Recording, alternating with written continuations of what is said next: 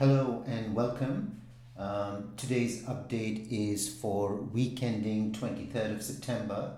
A lot happened this week, so let's get started. We'll start off with S&P 500. So you're looking at an hourly chart of S&P 500. So we have this channel right here. And on Friday, it broke below the lower end of the channel. It made an attempt to get back above it, but then got rejected, gapped down, and then fell close to the June lows. This horizontal line, if I just expand it, you'll see that's the June lows. So it came close to the June lows, and then there was a modest bounce towards the end of the day. Overall, the chart looks quite weak. Now, a couple of observations. Since the CPI report was released right here, the S&P 500 dropped about 11%. So this is a big drop in a very short period of time. And what has happened is that the short-term technical indicators are now in oversold territory. You can see right here, RSI, stochastic, they're all in oversold territory. You can clearly see that the move is, clearly down. It's bearish looking chart. Now, what can we expect? First of all, this is a very important level, 36.36. And because it has dropped almost 11% in such a short period of time, there is a good possibility that this level might hold at least this time, in this leg. Why? Because 11% drop in 2 weeks is a big drop. And by the time it reaches a very important level, I would expect the momentum, downside momentum, to weaken. Also, the bears, they made a lot of money during this decline. So they're not most likely interested in shorting at this level. They are most likely interested in covering here, let it go up a little bit, and then come back and short at a higher level. So that's why there is a good chance that we might, it's possible that it undercuts the June low a little bit, but I would expect there to be a bounce. And then the bears might come back and reshort the market at a higher price. So let's discuss what are some of the possible areas that S&P 500 can rise to. First of all, this channel is going to be important because this channel was a support area. So this channel is going to act as resistance. Secondly, there is a gap right here. So we could see a closing of this gap. This would bring S&P 500 to around 3550. And that also will bring S&P 500 to this to the bottom of this channel. So this would be an area of resistance. Beyond this, another resistance would be this level, which is around 3840, 3850, because you can see S&P 500 held this level for a while before it broke to the downside. So this would be another level of resistance. The other thing to notice is that S&P 500 spent a lot of time inside this channel. It's a downward sloping channel. Now that it's below this channel, there would be a propensity to get back inside this channel in fairly quick order. So that's one thing that I think is going to happen in coming sessions. So the levels to look out for would be this level, 3850, and then this midpoint of this channel, which is around 39. So those would be the levels. If it gets up to this level, I would expect the bears to become very interested. They might be interested in this zone also, but I'm not sure that it's far enough. It's not high enough. But definitely at the midpoint of this zone would be a challenging area.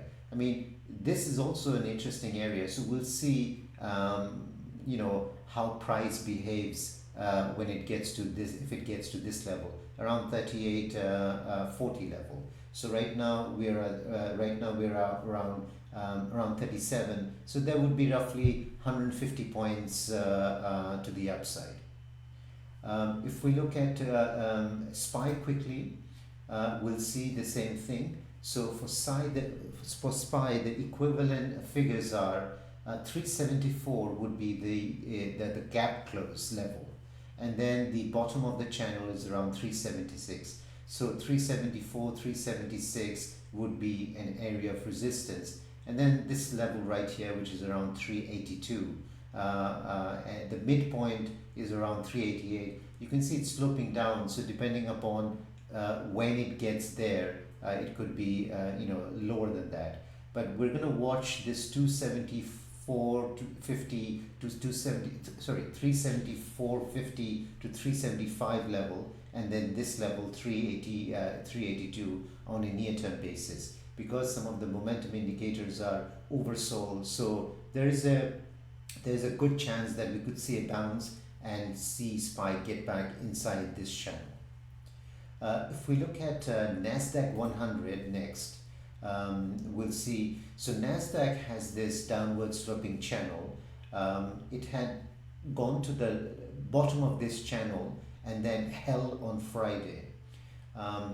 So again, this is downward sloping, looking quite weak. Big drop since the CPI report has been released. So there's a gap right here. This can be filled. So this level is around 11,450, 11,500, that level. And then the midpoint of this channel comes into play, which is around 11,700. So NASDAQ closed around 11,300. So from here to here, this would be about a 400-point move. Again, so this is an hourly chart. So we're looking at it in a smaller time frame. The momentum indicators are quite weak. RSI is in oversold territory. Stochastic is in oversold territory. So there is a possibility of a bounce, on a short-term basis. The equivalent figure for QQQ, so this is QQQ, would be initially this gap fill area, which is around 279, 280, and then right here, which also brings the middle of this channel in play. So that's around 285 level. So that's looking at it on a shorter time frame. Now, if we look at it on a longer time frame, just to see what the overall picture looks like. So this is S&P 500 on a daily time frame.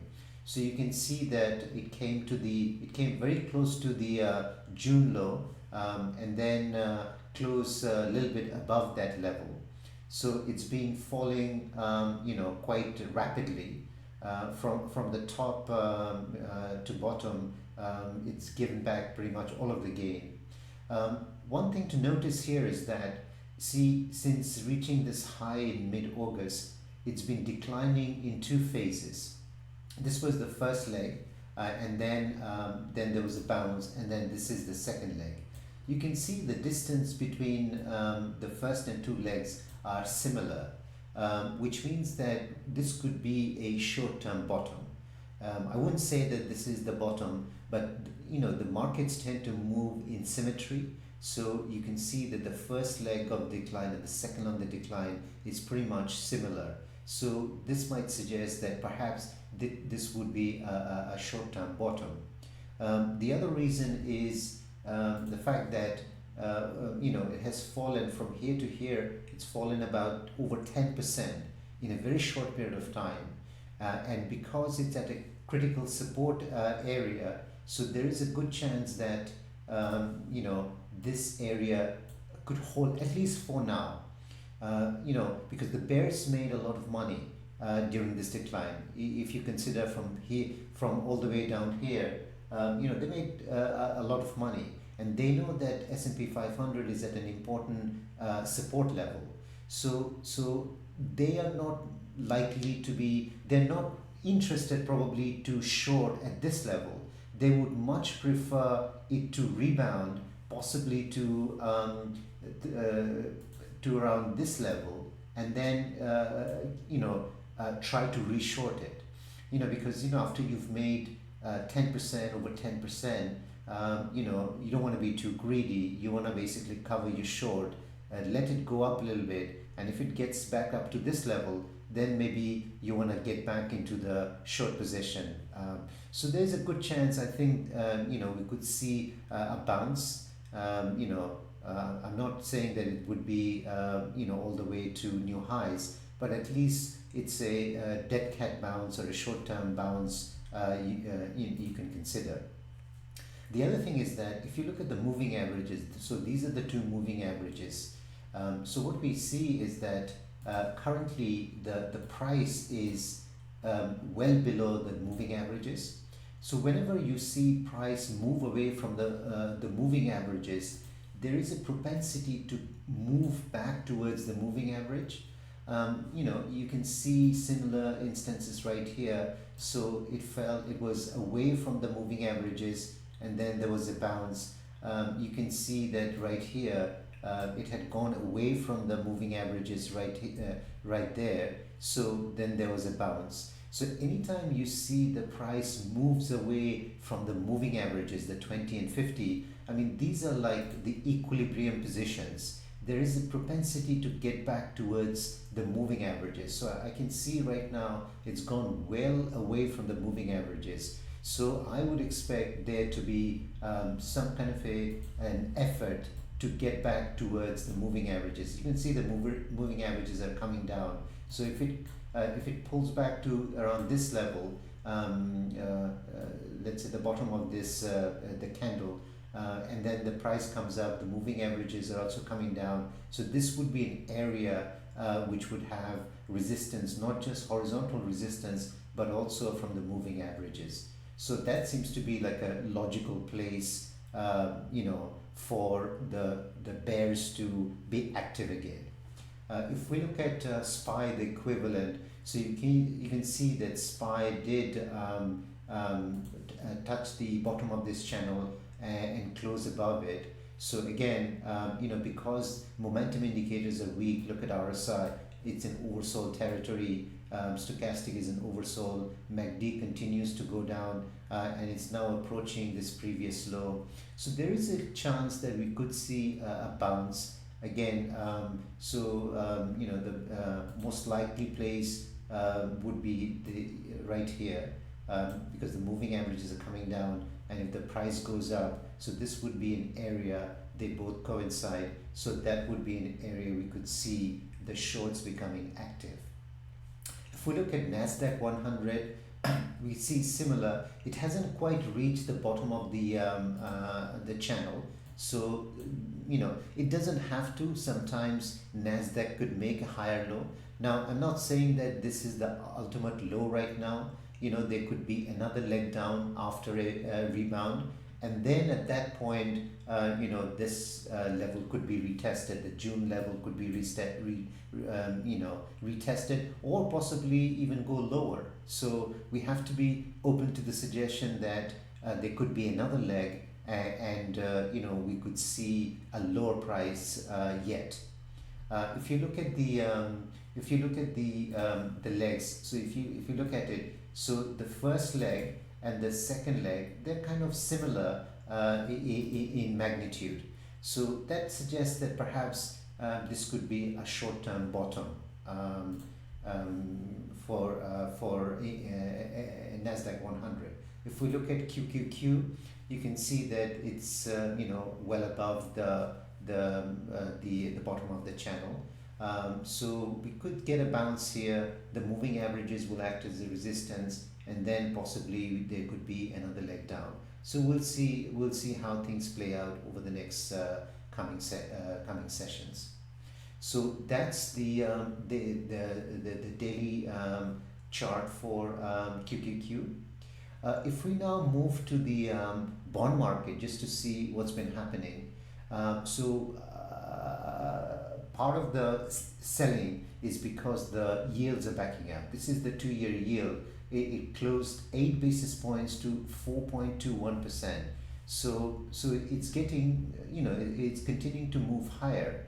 The question is, how far high can it go? Well, let's look at this is the Fed funds future for April 2023. So this closed at 4.7%. So this is 4.7%. Now, Federal Reserve said that they expect to move the Fed funds rate. Their median terminal rate is around 4.6%, 4.64 to be precise. They expect Fed funds to be at that level sometimes in the middle of 2023. And the April Fed funds future is already at that level. So it's already at the Fed's terminal rate. So if that's the case, then we might not see a significant move to the upside, at least now.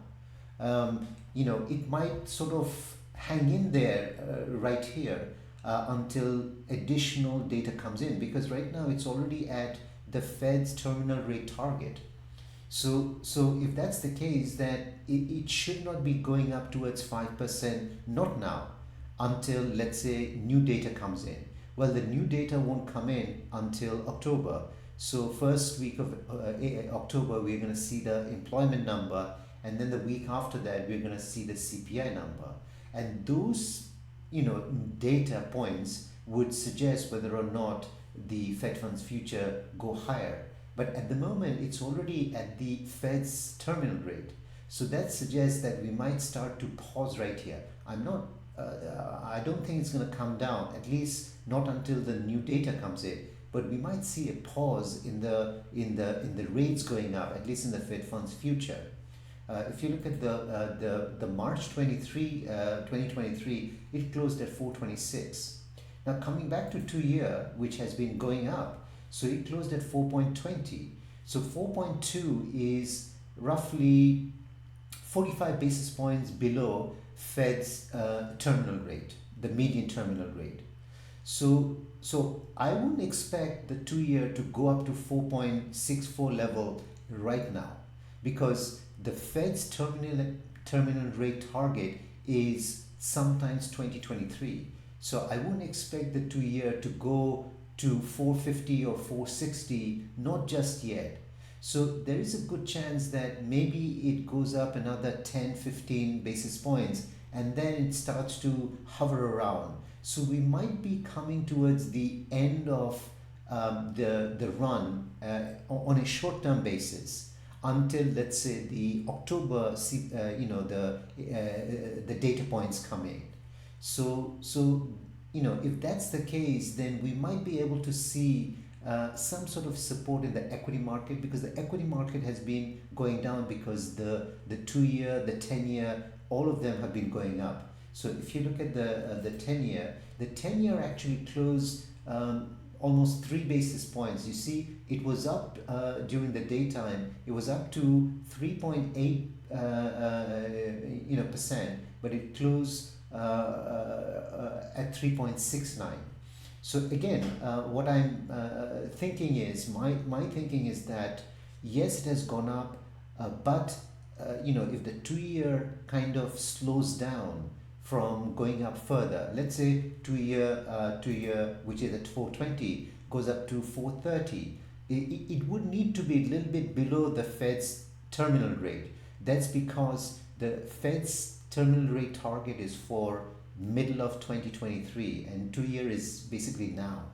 So that's why I think maybe 430 might be at least a short-term top until October data point comes in. So if we see 10-year kind of hanging around here, doesn't go up that much more, maybe there's another 10-15 basis point, we might be able to see the stock market getting some kind of a support. Or if we see a little bit of moderation in the 10-year, it might also provide some kind of a support to the stock market. So the bond market and stock market, they're kind of suggesting to me that maybe the yields might kind of pause for the next week or so, during which time the stocks might bounce a little bit, release some of the oversold condition. So that's the situation on the bond market. Now, if we look at the dollar is like super hot. You can see that it's been going up sharply. It looks like it can go to the top of the channel right here.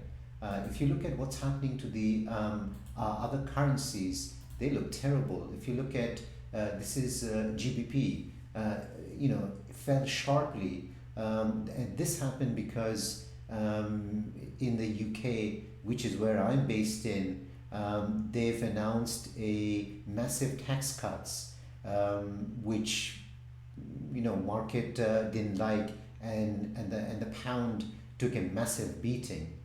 So this is looking very bearish. If you look at the euro is also heading lower because there is expected to be bigger recession in Europe. So that's also heading. The bottom of the channel is around. Let's see. So this would be around 95. It's around 97 at the moment. So that's also looking quite weak. So moving back to dollar, you can see the dollar DXY. So I think there is a little bit more to the upside. We could see it come and tag the top of the channel. Momentum indicators are looking quite strong right here. Now, strong dollar basically means that many US companies that have overseas operation, they might take a currency hit. Last quarter, Microsoft said that they were gonna they took a hit on strong currency, and US dollar continued to get even stronger. So I wouldn't be surprised if many companies they basically their earnings are affected as a result of the strong dollar. If we look at gold quickly, so we look at the weekly chart first. So you can see this is gold weekly. We have this channel, and it was holding the bottom of this channel, but on Friday it lost 1.5% and closed just below this bottom of the channel. So it is looking weak, and with dollar rising, it will continue to remain under pressure until the dollar starts to weaken. We're unlikely to see a significant bounce. On a daily basis, you can see it was holding up the bottom of the channel.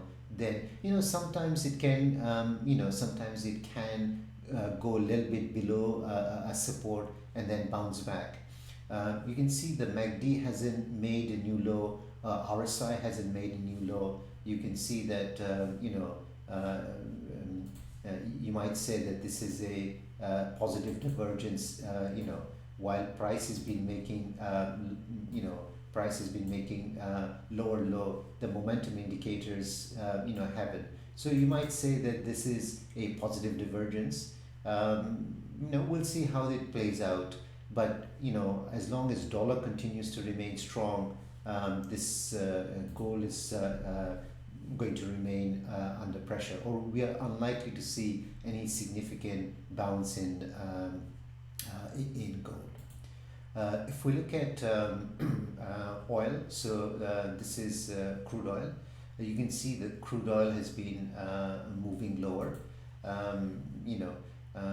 So it's forming a channel right now. So you can see it's now coming up to the bottom of this channel. So this is again looking weak. Momentum indicators, they're heading lower. Our MACD is below the zero line. RSI is, it is in oversold territory, but it's also making lower lows. So overall, the price is weak. The momentum indicators are weak in crude oil. If we look at VIX, so VIX obviously is looking strong. It rose almost 10% on Friday, so it continues to move higher. It tried to overcome this trend line resistance, but wasn't able to. But nonetheless, it closed just below 30. It's very high. It finally overcame the middle of this this channel. Uh, this was a previous area that it struggled to, but managed to close above that level. So VIX is looking strong, and until and unless it closes back below this, we'll have to be risk management is very important, because with VIX this high, volatility is likely to be high. So risk management is very much a key thing at this point.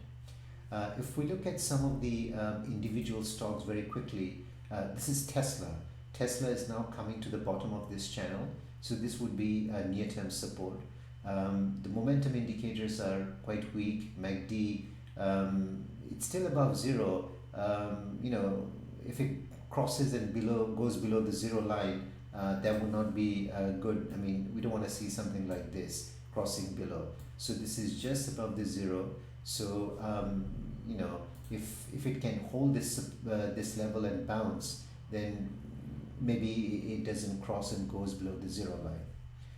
If we look at Apple, so this is Apple. So Apple's held support right here. So there's this bottom of the channel. So it tested this level last week and held. It also tagged it on Friday and held. So we need to see it stay above this level. Momentum indicators are, MACD is below the zero line, so it's weak. RSI is below RSI 50. It is weak. Overall, the pattern is weak because it's making lower low. But this is a support. Let's see whether or not this support can hold. Near-term resistance would be right here. So this would be the first area. So if it can get through this level, that would be positive. And support is obviously right here, which is the previous lows. So that's, if we look at Microsoft, Microsoft looks weak, continues to move lower. So it has closed below the June lows. Microsoft has this channel. So the bottom end of this channel is right here. So if we see further weakness, so this would be the next logical target. But again, it depends on what happens to the overall market. If we see rebound in overall market, NASDAQ and S&P 500, then it can possibly move up and to around 250, or even to the middle of this channel, which acted as resistance previously. But if the market continues to fall, then this would be the target, which is around 224, 225, somewhere around there, depending upon when it gets there, because it's moving lower, so the number would be lower. So that would be the next target. If we look at Nvidia, so Nvidia has this channel right here. So it's now moving towards the bottom of this channel. So this would be the support area, because we can see that this bottom of the channel has acted as a support previously. So if it gets to this level, that's where we would expect to see some reaction. So this is around 114-ish level. So that would be the downside near-term support level. The momentum indicators are quite weak. So that's if we look at Meta, you see Meta also has this downward sloping channel. So the bottom of the channel is right here. So if there is a further weakness in the market, so this would be the level. Let me just fix this a little bit.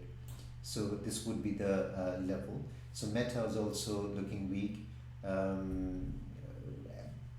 It's moving lower within this channel. So that's all for today. Thank you very much for watching the video. If you like the video, please consider subscribing. Thank you very much.